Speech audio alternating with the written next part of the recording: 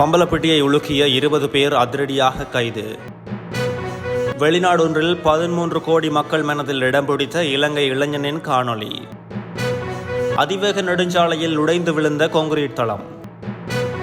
ரஷ்யாவில் தேடப்படும் குற்றவாளிகள் பட்டியலில் உக்ரைன் ஜனாதிபதி.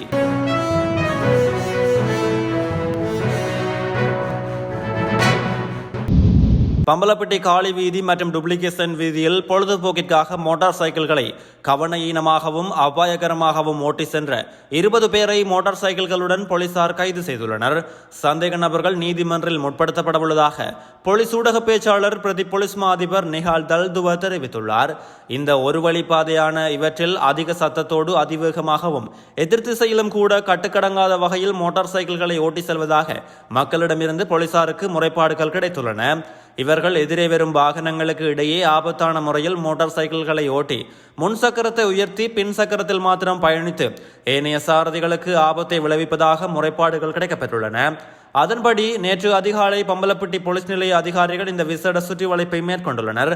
இந்த குழுவிற்கு எதிராக சட்டம் கடுமையாக அமுல்படுத்தப்படும் என போலீஸ் ஊடக பேச்சாளர் சுட்டிக்காட்டியுள்ளார்.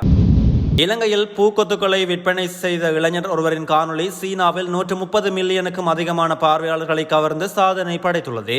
குடும்பத்தை கவனிக்கும் பொறுப்பின் காரணமாக அன்றாட செலவிற்காக கம்பளை நுவரெலியா வீதியில் பூங்கொத்துக்களை விற்கும் வியாபாரியான திலீப் மதுசங்க என்பவரின் காணொளியே இவ்வாறு பாராட்டுக்களை பெற்றுள்ளது.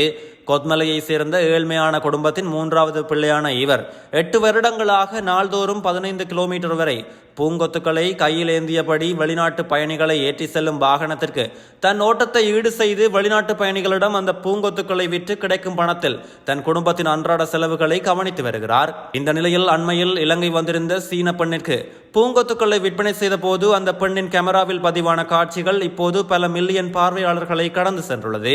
மேலும் இவர் பூங்கொத்துக்களை சுமந்து கொண்டிருக்கும் கார்ட்டூன் சித்திரங்களும் சீனர்களுக்கு மத்தியில் பகிரப்பட்டு பிரபல்யமாகி வருவதாகவும் தெரிவிக்கப்படுகிறது. நிர்மாணிக்கப்பட்டு வரும் மத்திய அதிவேக நெடுஞ்சாலையின் பெரிய கான்கிரீட் தளம் ஒன்று உடைந்து விழுந்துள்ளது. பெம்முள்ள கந்த ஒலுவாவு பகுதியில் நிர்மாணிக்கப்பட்டு வரும் மத்திய அதிவேக நெடுஞ்சாலையின் பகுதியொன்றே இவ்வாறு உடைந்து விழுந்துள்ளது. நேற்று மதியம் இந்த கான்கிரீட் தளம் உடைந்து விழுந்ததாக அந்த பகுதி மக்கள் கூறுகின்றனர். உக்ரைன் ஜனாதிபதி ஜெலன்ஸ்கிக்கும் எதிராக குற்றவியல் நடவடிக்கையை தொடங்கியுள்ள ரஷ்யா அவரை தேடப்படும் குற்றவாளிகள் பட்டியலிலும் சேர்த்துள்ளதாக சர்வதேச ஊடகங்கள் செய்தி வெளியிட்டுள்ளன. ரஷ்ய உள்விவகார அமைச்சகத்தின் தரவுத்தளமே ஜெலன்ஸ்கியை தேடப்படும் குற்றவாளிகள் பட்டியலில் இணைக்கப்பட்டுள்ளதை குறிப்பிட்டுள்ளதாக தெரிவிக்கப்பட்டுள்ளது. இந்த நிலையில் ரஷ்ய ஜனாதிபதி புடினே சர்வதேச குற்றவியல் நீதிமன்றத்தால் கைது செய்யப்படும் நிலையில் இருப்பவர் என உக்ரைன் வெளிவிவகார அமைச்சகம் பதில் அளித்துள்ளது. மேலும் ரஷ்ய சர்வாதிகாரி விளாடிமிர் புடினை கைது செய்ய சர்வதேச குற்றவியல் நீதிமன்றத்தின் பிடியாணை நடைமுறையில் இருப்பதை அந்த நாடு நினைவில் கொள்ள வேண்டும் என்று உக்ரைன் சுட்டிக்காட்டியுள்ளது. இது மட்டுமன்றி உலகில் 123 நாடுகள் விளாடிமிர் புடினை கைது செய்யும் நடவடிக்கையை முன்னெடுக்கும் அதிகாரம் கொண்டவை என்றும் உக்ரைன் அறிக்கை ஒன்றில் குறிப்பிடப்பட்டுள்ளது.